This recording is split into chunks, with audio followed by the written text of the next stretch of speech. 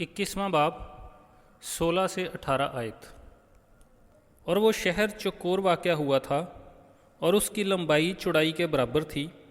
اس نے شہر کو اس گز سے ناپا تو 12,000 فرلانگ نکلا۔ اس کی لمبائی اور چوڑائی اور اونچائی برابر تھی۔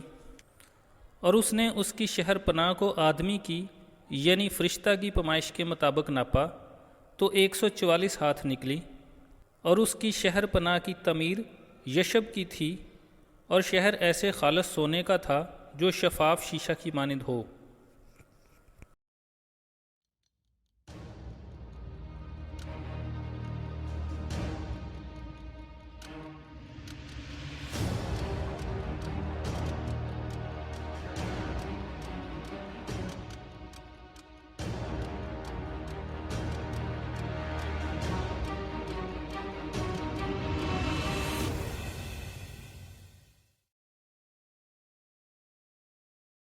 نئے یروشلم شہر کی لمبائی، چوڑائی اور اونچائی تینوں برابر ہیں۔ ان کی پیمائش 12 فرلانگ یعنی 1500 میل ہے۔ بس ہمیں اچھی طرح سمجھ لینا چاہیے کہ جس شہر کا ہم مطالعہ کر رہے ہیں وہ ایک معمولی شہر نہیں یا زمینی یروشلم کی طرح چھوٹی سی پہاڑی نہیں، بلکہ 1500 میل لمبا، 1500 میل چوڑا اور 1500 میل اونچا شہر ہے۔ اتنا بڑا شہر ساری دنیا میں ایک بھی نہیں۔ دنیا کے بڑے بڑے شہر مثلا London, new York, Toronto, Mexico اور بیجنگ وغیرہ اس شہر کا 1000واں حصہ بھی نہیں۔ اگر دنیا کے بڑے سے بڑے شہر کو 50 میل لمبا اور 50 میل چوڑا شمار کیا جائے تو اس قسم کے 900 شہر صرف ایک یعنی پہلی منزل میں سما سکتے ہیں۔ نئے یروشلم شہر کی اونچائی 1500 میل ہے، لیکن منزلیں نہیں بتائی گئیں کہ 12 منزلیں ہیں یا 144 یا 1500۔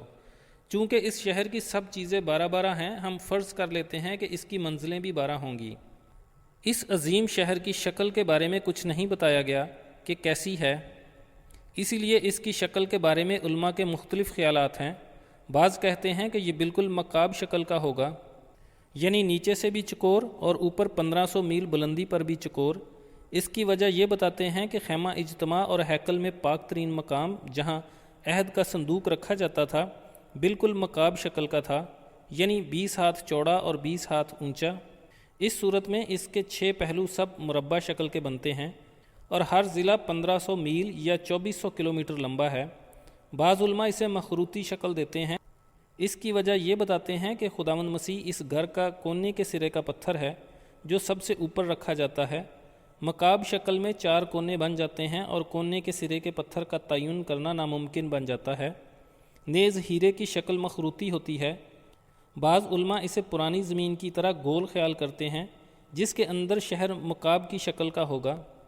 بہرحال نئے یروشلم شہر کی شکل کچھ بھی ہو، اس کی وسعت اتنی بڑی ہے کہ مقدسین کو رہنے کی جگہ بآسانی مل جائے گی۔ مقدسوں کی یہ رہائش تھوڑی دیر یا 1000 برس کے لیے نہیں بلکہ ابدیت کے لیے ہے۔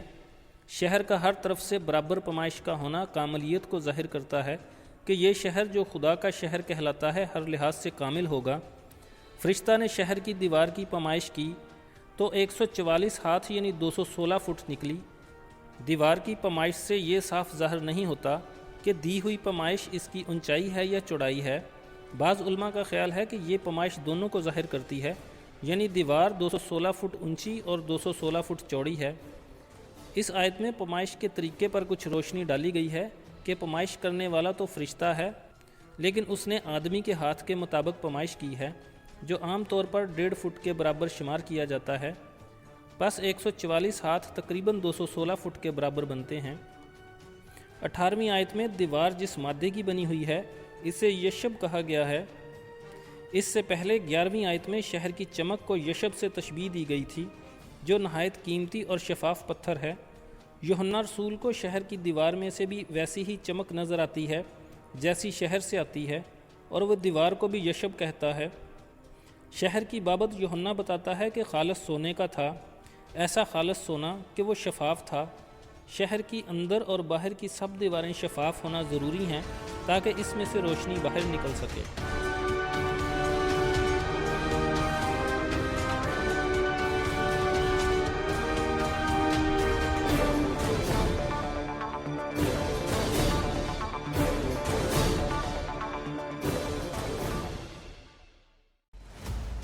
نے مجھ سے کہا اس کتاب کی نبوت کی باتوں کو پوشیدہ نہ رکھ کیونکہ وقت نزدیک ہے